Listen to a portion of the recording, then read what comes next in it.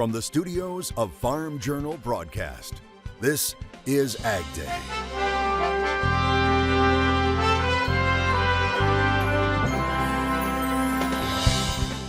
There's something in the air and it's not good. I'm Charles Denny. Catch an unpleasant whiff of something in the air. Skunk season is still going strong in many parts of the country. What you can do to protect your home and your pets. That story coming up on AgDay. As farmers mull current conditions on their farm.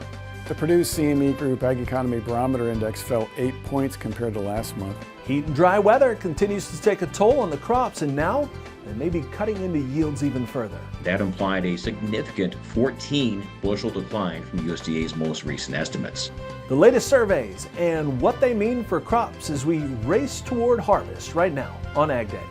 AgDay, presented by Pioneer. What's next happens when the testing grounds meet the proving grounds. Pioneer. What's next happens here. Good morning, I'm Clinton Griffiths coming to you from our Farm Journal studios in Kansas City, where our editors are looking ahead to harvest time. But before we get there, the crops have a little bit more work to do, and a new crop conditions report from USDA shows things are on the decline. It now reports 53% of the corn crop is rated good to excellent. That's down 3% from last week. 18% of the crop is considered mature. That's 2% ahead of the 5-year average. And at this point in the season, experts say change to the corn crop will be limited. There's just a small amount of grain fill that's still taking place on some of the later developing corn, which would mainly be in the eastern corn belt. But for some of those hotter, drier areas, especially west of the Mississippi River, that corn is pretty well set in stone in terms of what the final outcome is going to be. It's getting to the point where it's either mature or very close to it. The soybeans also taking a hit, 53%, now good to excellent as well. That's down 5% from last week. Kansas in particular having trouble with beans, now 40% rated poor to very poor. Overall, 16% of the soybeans are starting to drop their leaves, 3% ahead of the 5-year average. Cotton also dropping in condition, now 31% good to excellent, down 2% from the previous week. And spring wheat at 74% harvested, which is 3% off the average pace. Taking a look at the latest root zone moisture map, and you can see where these issues continue to be. Those deep red colored areas are where soil moisture at the 0 to 100 centimeter depth is in the bottom 2%. As you can see, Iowa, into Minnesota, Wisconsin, Nebraska, Illinois, and Missouri all struggling right now. And the latest condition report as Allendale releases its own yield survey results. Now, the ag commodity brokerage and analysis firm now calling for corn yields of 171.51 bushels to the acre. For soybeans, it's calling for 49.58 bushels to the acre. Standing out in the report, and not in a good way, it says Nebraska yields are down 14 bushels on corn and 8 bushels down for soybeans against USDA's August reports. The estimates are based on producer calculated yields in 25 states.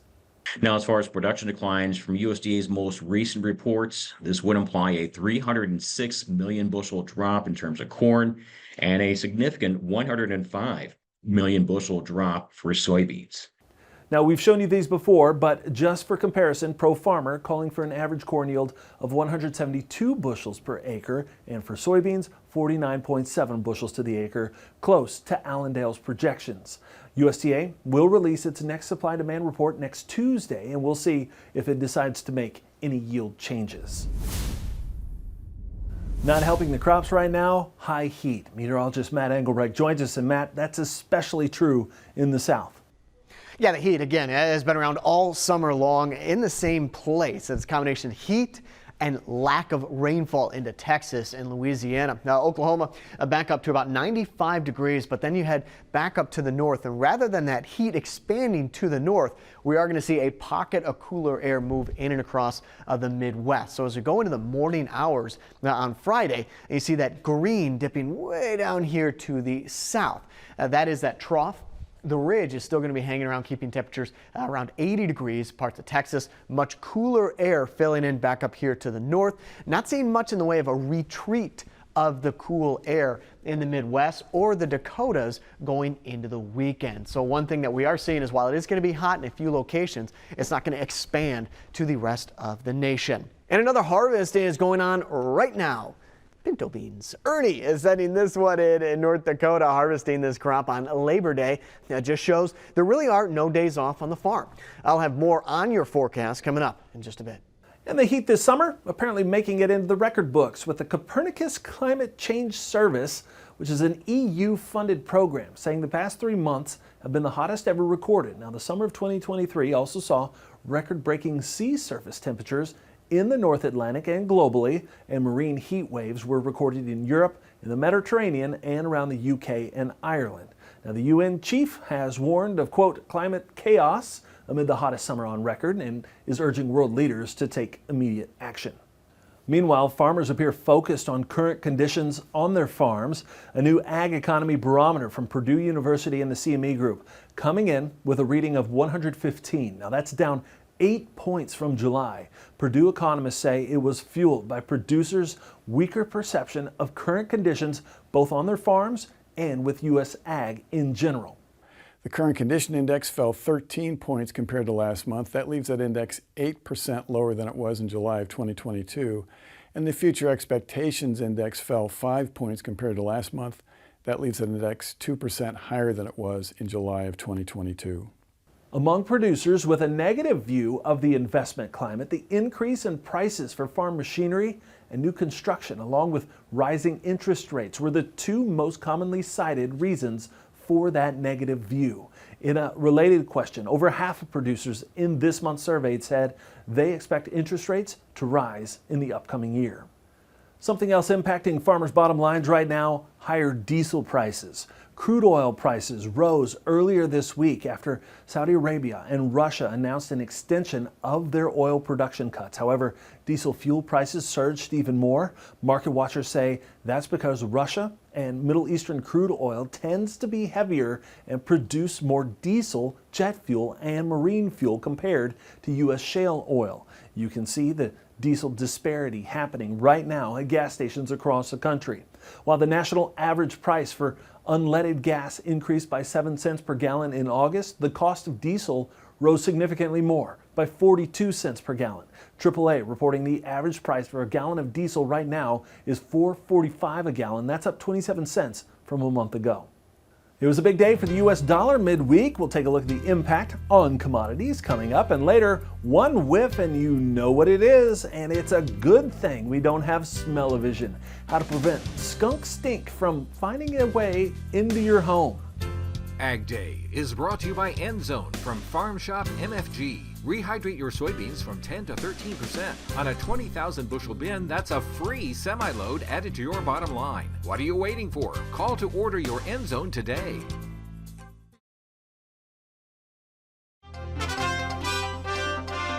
A new report from Goldman Sachs is taking an optimistic view about the U.S. economy over the next year. It says the odds of a U.S. recession over the next 12 months are now down to 15%. And that falls in line with the historical average for any year. Inflation is still high, but it is moderating here nicely, quickly, moving in the right direction. All the trend lines look good, getting inflation back to the Federal Reserve's target.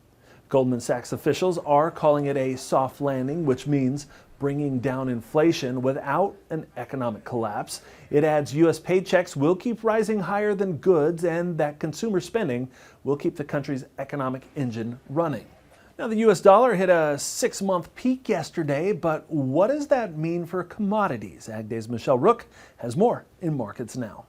Welcome to Markets Now. Darren Fry, Water Street Solutions, joining us. And Darren, let's talk about the U.S. dollar index. We have been on a rally. Does that continue? What are you seeing? Well, you know, after we made that low in July, we've rallied about 5 handles here up to a little bit over 104. We have been breaking back a little bit over the last few days, week or so. I do think that will be bought. I'm kind of bullish the dollar. I think the dollar can go back up. In fact, it might go back to the old high that was in place from 6-8 months ago. And if so, it's going to be challenging for some of the products here in ag for our farmers. Yeah, Darren, talk a little bit about what it does mean for U.S. commodities and our export competitiveness. Well, as you know, we are fighting for export business now, and it hasn't been great for corn. Soybeans, we're way behind with China. Obviously, even some of the other people in the world that buy our products haven't bought as aggressively as they have in the past. And so anytime the dollar goes up, their currency goes down, it's going to make us a more expensive option, and they'll seek cheaper options, cheaper origins, other places. So it's not a good trend for our producers and for exporting their goods to the world. And when we talk about money flow, also talk about what it means for the commodities in terms of what's been happening in some of these precious metals. Yeah, money flow is dictating a lot of things in our markets. And as we see money flowing into the dollar, obviously that's going to be a negative impact on our markets, but then also into precious metals, we're starting to see silver really show us some signs it wants to break out to the upside too. And I would say that if it goes in the direction of the dollar, meaning they both go up together, that's saying something more about a confidence break, like people are concerned about our debt or concerned about our leadership or concerned about the economy or something that's happening they don't like. Because typically the dollar and precious metals go in opposite directions, but we're seeing them trend together. And that's kind of scary if you think about it. Yeah, that's interesting because we always think of the precious metals as some sort of an economic indicator. All right, thanks for joining us, Darren Fry, Water Street Solutions. That's Markets Now, and we'll have more AgDay coming up. For marketing strategies specific to your operation, contact Water Street Solutions at 866-249-2528 or online at www.waterstreetconsulting.com.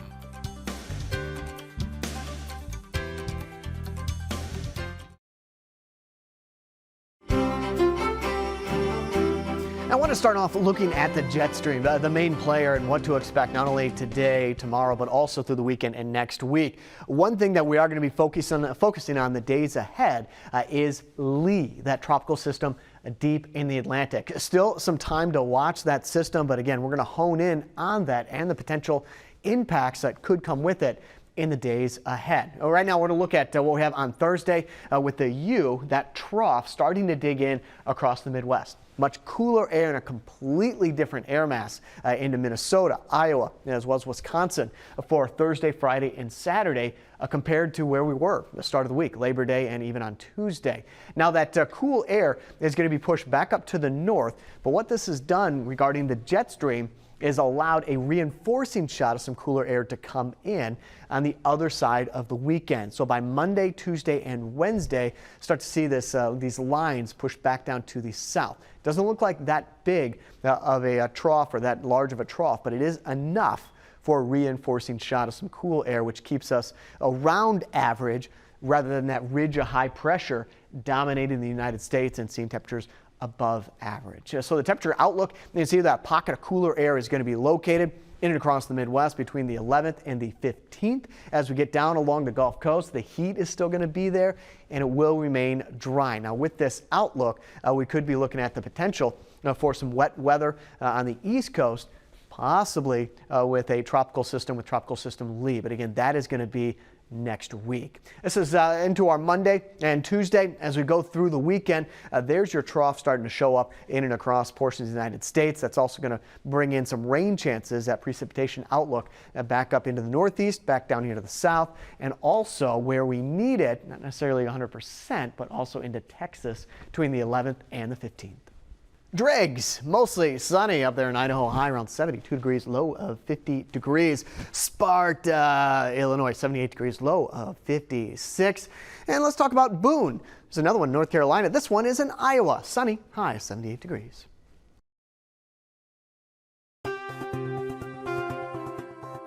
The ranchers in Texas are helping lead the charge to stop a wind farm from being built near their lands. The Daily Mail reporting on this.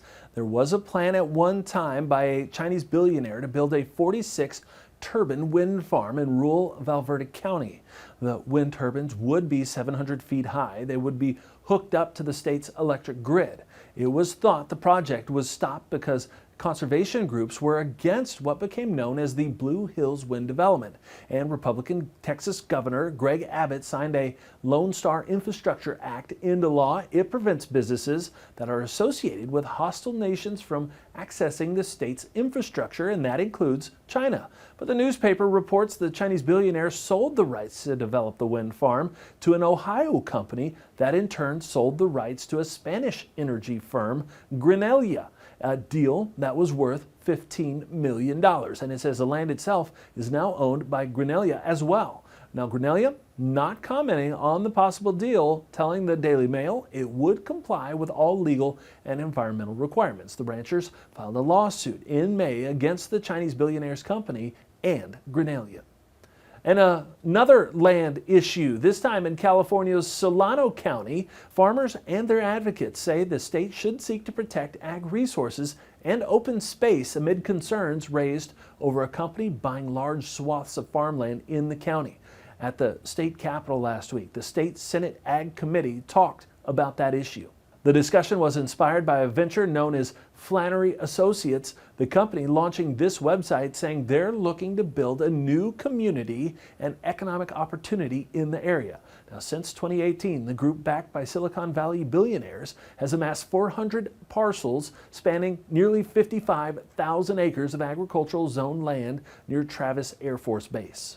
What are cattle producers focusing on now? We have some answers in this year's Drover's State of the Beef Industry report. Now, here's a look at the big picture. It says 65% of those surveyed are optimistic about the future, while 57% reported profitability in the past 5 years. The combination of that optimism and profitability leads to questions about expanding operations. Now, 54% of those asked said they plan to add an additional person to help out at their operation.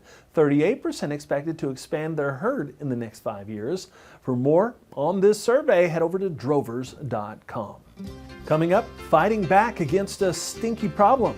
What can you do to prevent skunk smell from making it into your barns and home in the country?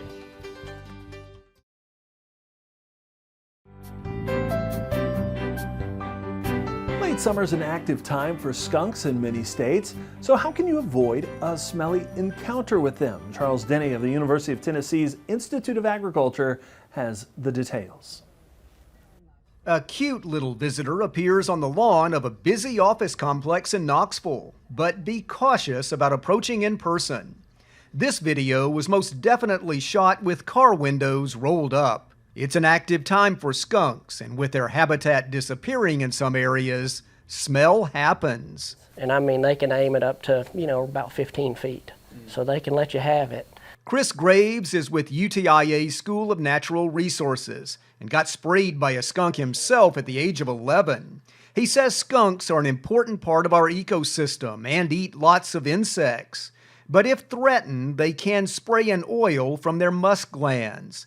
I'd say the warning signs, it's important to understand that if a skunk looks like it's kind of playing the drums, stamping its feet with the tail raised. I always tell people if you ever see a skunk that goes into a headstand or a handstand, you're in trouble. Chris Graves recommends you have no openings under your house or porch where skunks might nest, and don't leave pet food or garbage outside. A lot of skunks have been spotted in this Knoxville neighborhood. How do I know this?